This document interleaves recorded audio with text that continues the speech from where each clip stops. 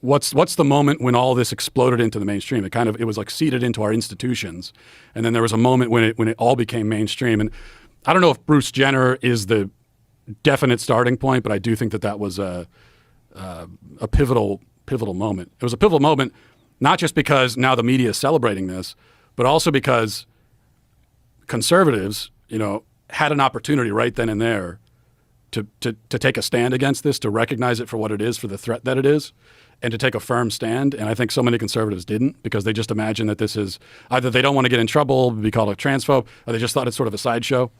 And so many conservatives basically ignored it. I don't think anybody realized it was going to get this big.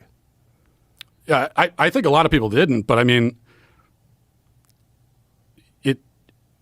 it should have been more clear. I guess woulda, coulda, shoulda, but it should have been more clear, because they're waging an assault on like basic fundamental reality.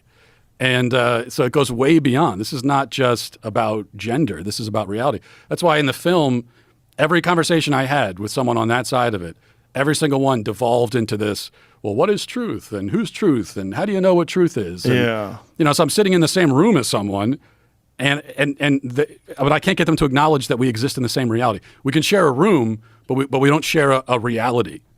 There was in the film, there's one woman that we talked to on the street, and she was giving me this, we all have our own truth thing. And then I said, well, what if it's my truth that you don't exist? And she said, well, then I don't exist.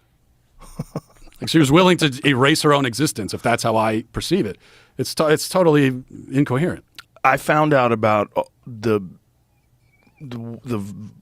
reaction that people have to this and how strongly they're committed to this when there was a transgender fighter that was hiding the fact, was hiding the fact that they were biologically male and competed twice as a woman, beating the fuck out of these women. And I was like, this is crazy. Like, you can't, and trying to say that it was just a medical procedure. And when I thought rightly got angry at it, I saw all these articles written, all these pieces about how transphobic my position was and what a horrible person I was. Like, we're literally talking about someone not telling someone. I said that, look, if you are a transgender athlete and you tell someone, hey, I was biologically male, but now identify as a female, would you like to fight? And that person still says yes, all in.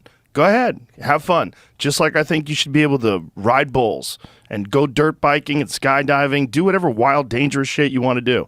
But to hide the fact that you're biologically male and you were a male for 30 plus years, that was madness to me. But they had already drawn this line in the sand. And I remember arguing with someone on Twitter about it when this woman said she was always a woman. I go, even when this person impregnated a woman and had a child with them, she's like, even then. Like, even then. She stuck her penis in a woman, got her pregnant. That's a science. Became a father. Science, yeah. And even that, during that act, she was a woman. Like, what is a woman? What the fuck are we talking about? What they're really saying is that this person, they're talking about self-perception. Like, this person perceived himself that way. But self-perception is not always reality. This is like, of course, we all in most other contexts, we recognize that a person can have a self-perception that just is not true. It's just inaccurate. I mean, you could walk down the street in any city and find drug-addled homeless people talking to themselves. And if you were to ask them about themselves, they're going to say a lot of things that just don't line up with reality.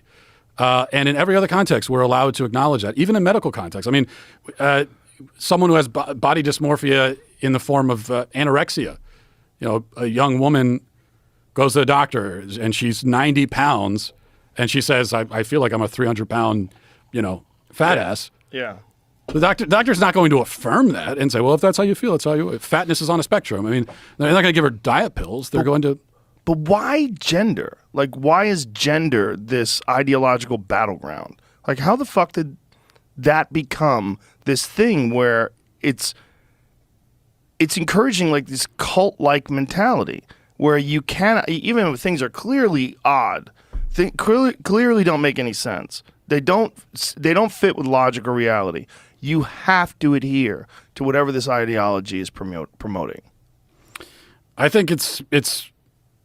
I mean, at a most basic level, I think that this is like I said, this is an attack on truth, and this is, if you want to, if your project is relativism, and you want to get rid of objective ideas of truth, what are you going to go after? I mean, if you can go after someone's really fundamental understanding of themselves, it's not just that they're attacking reality. It's like they're attacking the reality of the self. And so they're depriving a person of the ability to understand themselves. And once you do that, if you're successful on a societal level, then it's sort of like the sky's the limit. You can go anywhere from there, I think. So do you think this is like a conscious decision, or do you think this is just something that people have adopted because it seems to be the ideology du jour? I think it depends on who you're talking about. I mean, at an institutional level, I think a lot of it is conscious. I think some of the people that I talked to in the film, I think that they know that this doesn't make any sense and that it's wrong. And I think because they have to know it. If you're a doctor, you do have a basic understanding of male and female. You must. You wouldn't have been able to get through medical school if you don't. So I think that for them, it's intensely ideological. It's also profit driven. They're making a lot of money off of this. If a 6-year-old boy says, "I feel like I'm a girl," and the response to the boy is, "No, you're a boy, and that's what you are, and that's okay," and he'll get over it, because it's just a phase, and he'll live a normal life, and that's fine. But there's no money in that. Whereas if you encourage the delusion, now that boy individually is worth millions of dollars down the line to therapists and doctors and endocrinologists and surgeons and everything. So I think it's profit driven. And then there's also just a lot of actual confusion out there. People don't really understand what's going on. And then there's cowardice too. People are just terrified. I've certainly seen a lot of that. People just are scared shitless about being accused of bigotry, losing their social media platforms, losing their jobs, losing their friends. I get this question all the time everywhere I go. Well, how do I deal with this at my job? Because if I reveal that I understand reality at my job, I'll lose my job or I'll lose my family. This is what people are dealing with. And it is what people are dealing with. That really is what's happening, which is one of the more confusing aspects of this, is that there's no logical discussion about this. It's just you are either on the good side or you're a bigot, and that's the binary. Yeah, and that's because they know that they can't. The people that are pushing this stuff know that they can't defend it. They can't defend it intellectually. They also feel like they shouldn't have to.